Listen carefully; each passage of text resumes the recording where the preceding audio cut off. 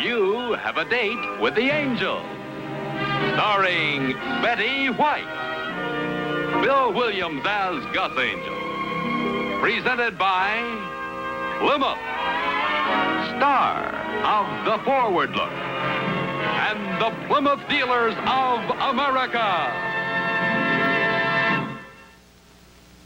The time, 8 months after Vicky and Gus Angel were married. The plot, there's no such thing as a miserable Santa Claus. The main character, there's no such... Well, with one possible exception. Noel, Noel, Noel, Noel, Noel. You hold your finger right there, Mr. Finley. Noel, Noel, Noel. Hi, honey. Noel. Sweetheart, I had no idea it was that late. That's a lot better than traffic. Oh, Mr. Finley's just being neighborly. He's helping me wrap Christmas packages. Oh, we appreciate you coming up here and always helping Mrs. Angel, Mr. Finley. Noel. Noel. My finger's getting fat, Mrs. Angel. Well, that's all right. I got nothing else to do. What's for dinner? I have some stew on the stove. Oh, great. Can I clean the stove for you?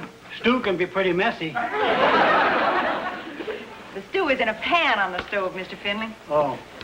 Is there something else I can do? Well, I don't know what it would be, but thanks anyway. That's what they all say. Nobody needs me. Why, that isn't true, Mr. Finley. Yes, it is. Well, it is not. Yes, it is. No, it...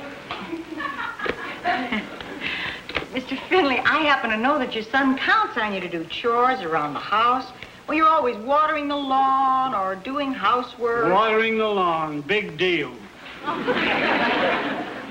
If you feel you don't have enough to do at home, why don't you get a job? What kind of a job? Well, I'm sure 2 weeks before Christmas, there are a lot of places that need help. Give me a for instance. Well, just offhand, it depends on what you can do, I guess. Well, when I was a boy, I used to braid buggy whips for the carriage trade. But, somebody invented a machine. I know. They call it the automobile. No, they called it a buggy whip braiding machine. Sweetheart, Mr. Finley's looking for a job. Why? He says he doesn't have enough to do at home. Well, he's always up here helping us. Not much future in that. No, I guess not.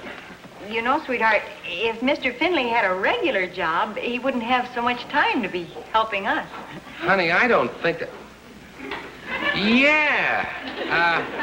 Have you thought about calling Dolly? Dolly? Why, sure. We have this friend who works at Martindale's department store. They're open evenings. I'll call her right after dinner. Oh, thanks for the invitation, but I gotta get home and cook dinner for my son. He'll be wondering where I am. Noel.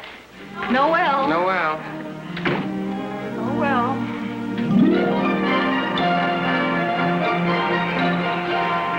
Vicky, if he's breathing, we can use him down here, honey. Wonderful, and thanks. Don't thank me, dear. During the Christmas rush, it's Martindale's policy to use anything that can walk, wiggle, or crawl. Is it as bad as all that? Vicky, you could use a little extra money. No, thank you. I've met Mr. Wallace. Oh.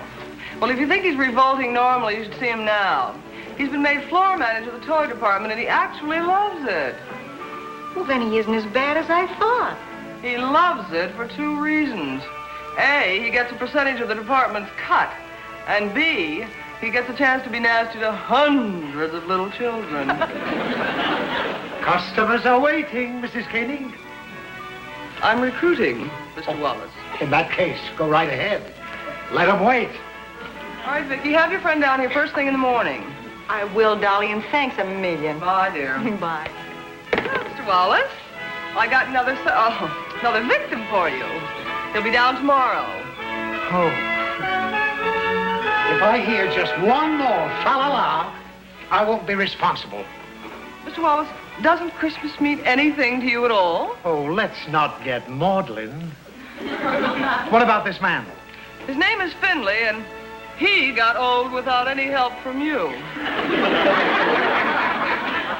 Holy Santa Claus. I'll put Spencer back in shipping where he belongs. He's a miserable Santa Claus. Mr. Wallace, there is no such thing as a miserable Santa Claus. Oh, now don't you go soft on me. Christmas. That's exactly what I mean, Mrs. Koenig. This is the time when Martindales are supposed to make a little money. Tell me something, Mr. Wallace. Is the first dollar you ever made hanging on your wall? Naturally not. It's where it belongs, in the bank, drawing interest. What a lovely sentiment. If I don't look out for myself, who will? I respect money because it's... Little girl, put that down. Little girl!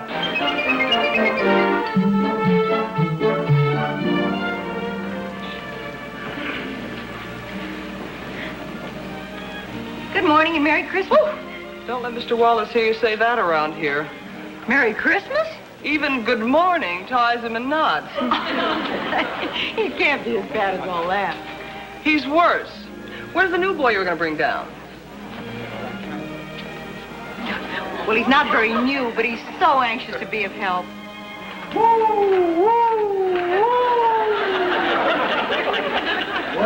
Well, here's Casey Jones. Glad to know you, Mr. Jones. My name's Finley. Hello, Mr. Wallace. This is the man I told Dolly about. Why, Mrs. Angel. Look, in spite of what you did to Martindale's last time, I'd like to offer you a job as a salesgirl. Now, at first, it won't be... No, thank you, Mr. Wallace. No, but Mr. Finley here is very anxious to do something useful. Oh, yeah. Yes, I am, Mr. Jones, but if my boy shows up, throw him out. Why, Mr. Finley? Well, when I told him I was going to work down here, he had one of his tantrums. He's a spoiled brat. A kid like that ought to be spanked and sent to bed. He's 37. Huh? That's something, Mr. Finley. We wouldn't have taken Mr. Wallace's time. Mr. Finley has a perfect right to make up his own mind. Do you want a job? Yes, I do. Well, come on. Get away from those trains.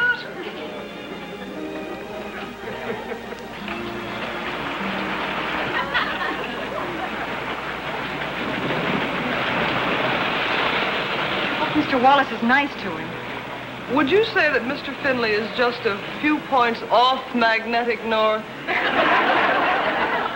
He just takes everything literally, that's all. Maybe you could explain to Mr. Wallace that he's a sweet old man. Everybody in the neighborhood just loves him. And that he ought to be given the kind of job where he'll feel he's needed. That would touch Mr. Wallace so deeply, he'd fire him on the spot.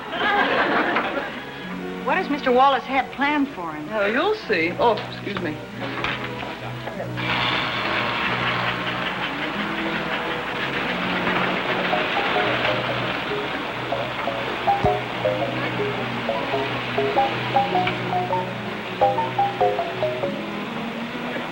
Well, Mr. Finley. Mrs. Angel, where is my father? He tells me you have embroiled him in some enterprise in this store. I must forbid it. Well, he asked for a job, and I helped him get one. I had no idea you'd object. I do not object. I forbid. Mrs. Angel, willy-nilly, you have upset the entire routine of my life. I can assure you I need my father at home. Well, Mr. Finley, I think that's just wonderful. Have you ever told him that in so many words?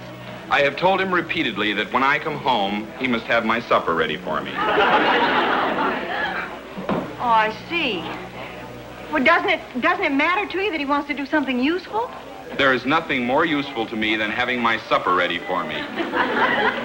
Now, where is he? At this moment, I can truthfully tell you I don't know.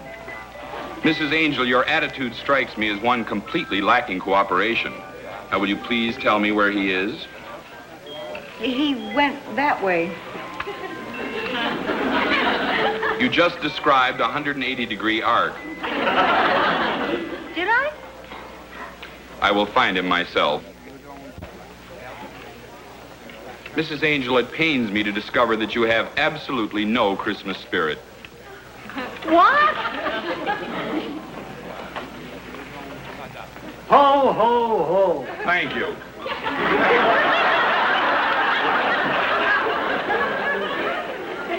Ho, ho, ho. No. Ho, ho, ho! Ho, ho, ho. Can't you do anything with him? He sounds like he's coughing. I am. It's hot in here. You're a beautiful Santa. I hope the children like me. Oh, they will. Oh, incidentally, your son is very upset about your being here. Well, that's tough. Where do I work, Mr. Jones? Mr. What? Never mind. Right over here. Oh, and for heaven's sake, work on your ho-ho-hos. Now get away from these trains. Ho, ho, ho. Well, I guess I can't be mother hen to him all day. Oh, well, I'll try to keep an eye on him. Where are you headed? The bank. We have a list of presents a mile long. Gus and I are going to get some gifts and toys for the nieces and nephews later on. And well, I hope he lasts out the day. I know how Mr. Wallace can be. I keep hoping Christmas will catch up with him. Maybe today's the day. Come back here, you little delinquent. Come here. That's a display.